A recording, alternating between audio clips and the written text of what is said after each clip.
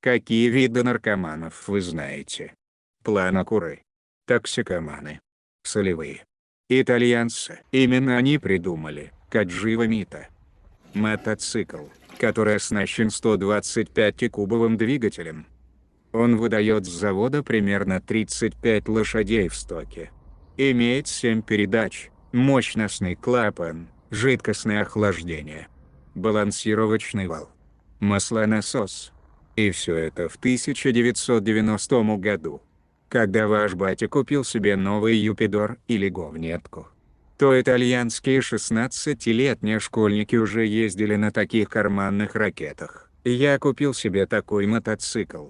Мне, конечно, уже давно не 16 лет. Но и мотоцикл не с салона. Я бы сказал, не круха. Люблю и оживлять всякие корчи. А если они редкие, то желание еще больше. Начал я с разборки рамы. Но видно, тут подписчики Палыча уже бывали. Седуха с фанеры.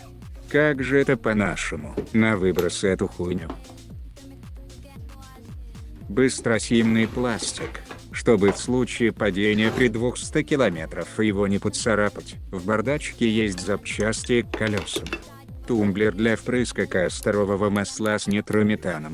И куча меди, которую нужно сдать в местную металлоприемку.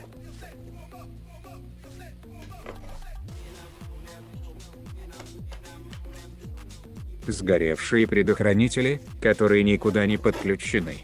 Все это лишний вес. Плотная тонировка задних фонарей.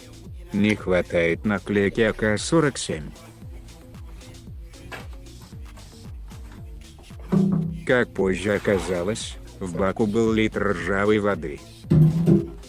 Очень интересная конструкция задней подвески. Кстати, несмотря на возраст мотоцикла, прогрессия в отличном состоянии. А тут у нас ровные пацаны уже установили суппорт от китайского скутера. Я такое видел на Viper Storm, тоже на выброс. С передком та же ситуация. Учитывая, что мотоцикл был почти на прямотоке, то он быстро не ездил, и эти говно тормоза работали нормально.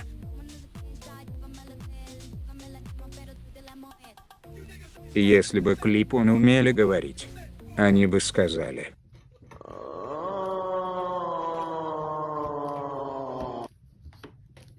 Они видели больше, чем солдат во Вьетнаме.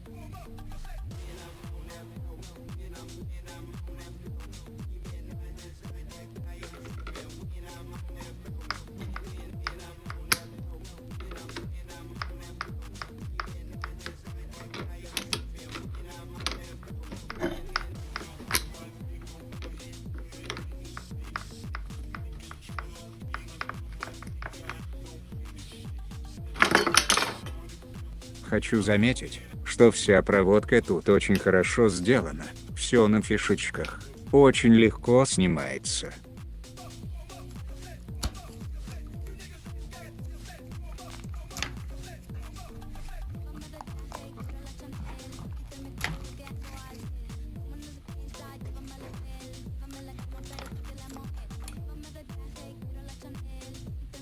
Механический спидометр и тахометр, я от такого возбуждаюсь. Спустя сколько лет оно работает и все тросики целы.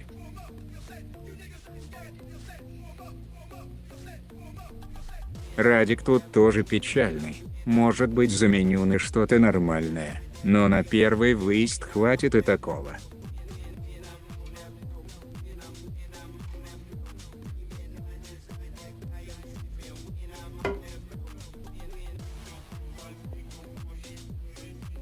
Спустя час мотоцикл выглядит так. Если подумать, тут нету ничего сложного, все довольно просто. А в ящичку новые приколы.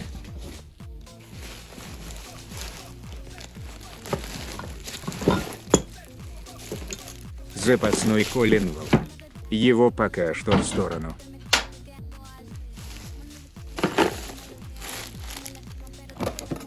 Фильтрующие элементы, крышка фильтра бокса. Магнит, саморезики, болтики. И кусок черного дилда.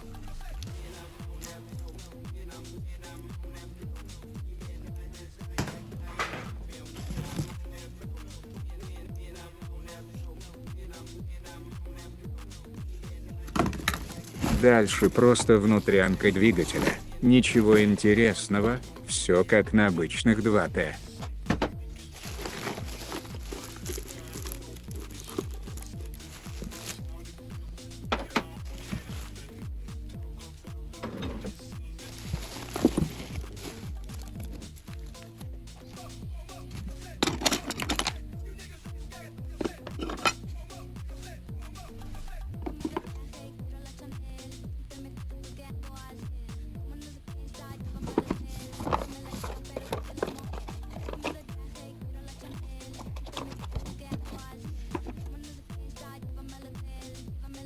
А теперь немного интересного.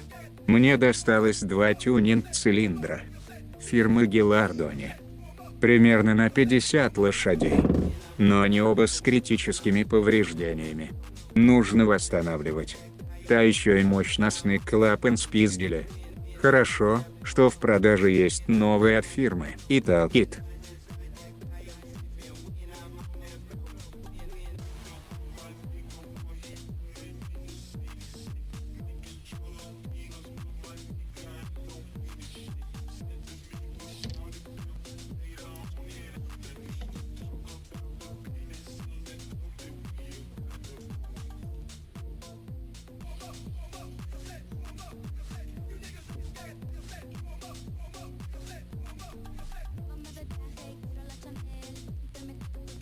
Лепестковый клапан родной.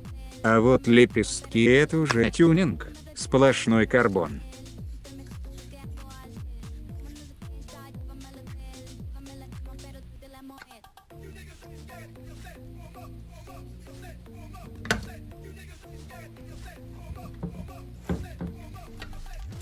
Зажигание — это одна из гениальных идей.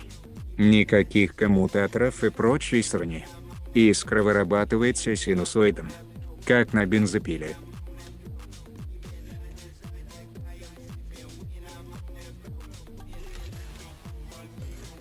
Также 2 головки, под 56 мм и 60. Больше всего я буду восстанавливать первый цилиндр. Он мне больше нравится.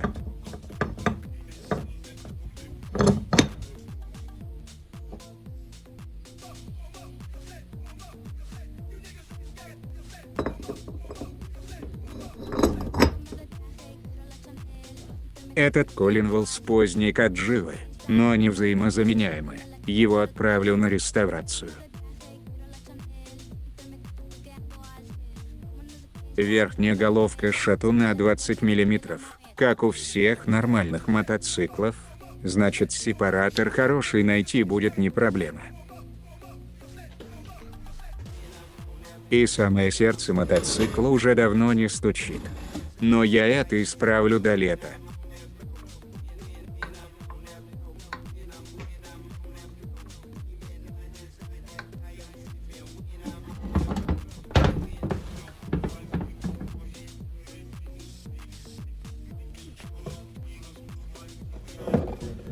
Посмотрите, как в такое маленькое пространство вместили 7 передач, балансировал и все остальное. И сравните с картером Минска тех годов. Будет смешно. А шестерни толщиной как на ижевской коробке, даже больше. Гении. В моих планах на этом чертолете открыть сезон, а вы можете мне пожелать удачи. Чтобы следить за этим проектом, подписывайтесь на мой Инстаграм, Телеграм и ТикТок. Всем удачи, сильно не завидуйте.